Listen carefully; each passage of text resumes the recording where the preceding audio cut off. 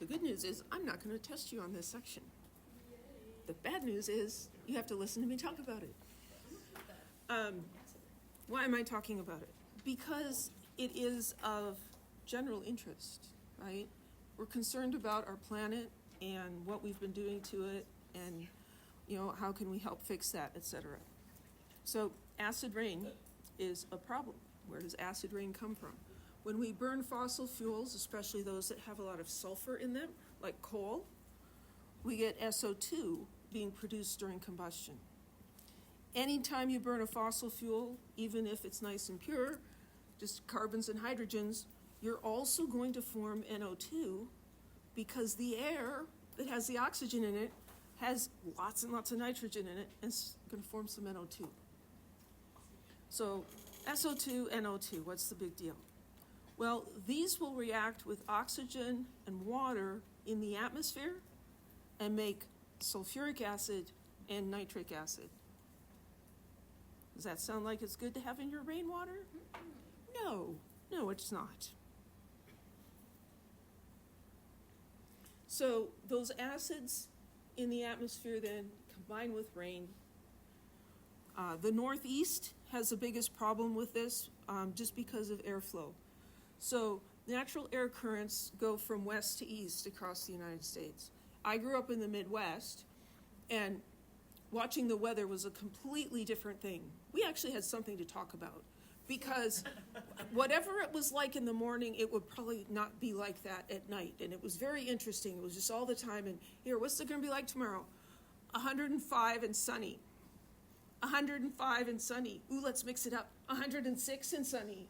Right? It's just always the same, except when it's not. And then maybe an occasional rain. Yeah. And then a hurricane every once in a while. Just to mix things up.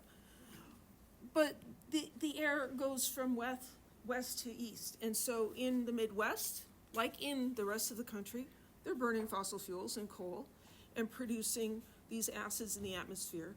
But it's blowing over to New England. Lucky them.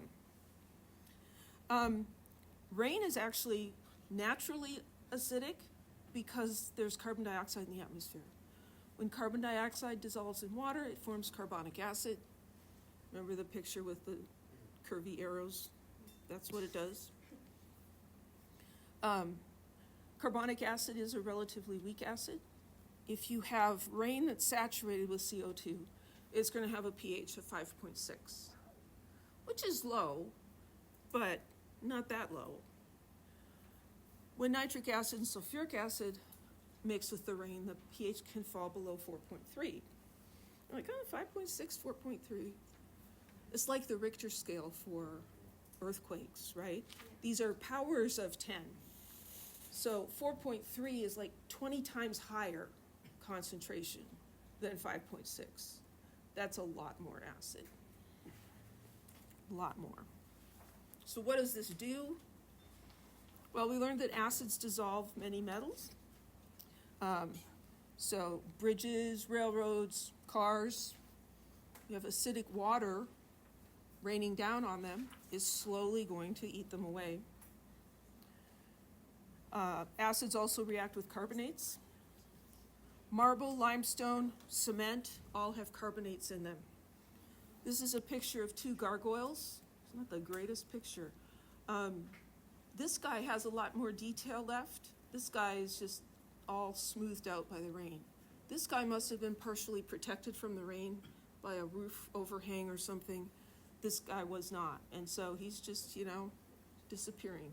Really fun fact about gargoyles. They're only called gargoyles if they have a functional purpose to divert water off of buildings. They're called chimeras if they're just for decoration. Awesome. I know, right? Yeah. I'm guessing then that these are chimeras because it doesn't don't look like they they're... function as spouts. No. And so gargoyles then are even more at risk because their function is to have rainwater flow through them. Like, oh yeah, it was made to have rainwater, acid rain flowing through my beak or whatever. Very interesting, thank you. Acid rain can also accumulate in lakes and rivers, and so this can affect things that live in lakes and rivers. In the Midwest, where I come from, there's a lot of limestone in the soil, which acts to neutralize the acid. So the lakes and the rivers in the Midwest are pretty good because the soil is naturally taking care of the acid rain. But in the Northeast, there's not much limestone in the soil, and so their lakes are suffering from that. Acid rain also affects trees, but maybe not in the way that you think. You look at a forest like this, and you're like, ooh, that's bad. And we would think, ooh, is that the beetle that we've got? No, that's from acid rain. And you might think, well, the acid is like killing the leaves when it comes down. No. When the acid rain comes down, the minerals in the soil are more soluble in the acidic rain, and then they get run away, they run off. And so the soil gets depleted of the nutrients that the trees need. And so then they suffer. It really sucks for them. It does suck for them. Way back in 1990, got married in 1990. They made some amendments to the Clear Air Act and forced utilities to lower their SO2 emissions gradually over time. And the utilities fight against this because it costs them money. But look at the progress we've made. So concentration in parts per billion of SO2, that's what becomes sulfuric acid, went from, I don't know, like 130 or so, down to maybe 20 parts per billion over the course of 26 years, but progress. Is there like a natural amount of SO2 that would be in the air without burning fossil fuels? That's a good question. I would think that if there's naturally occurring SO2 in the air, it would not be uniform. I would imagine that if you have a forest fire, which is natural, that could cause increased SO2 in the air. But yeah, it's not a significant part of air. Carbon dioxide is like 0.6% of air.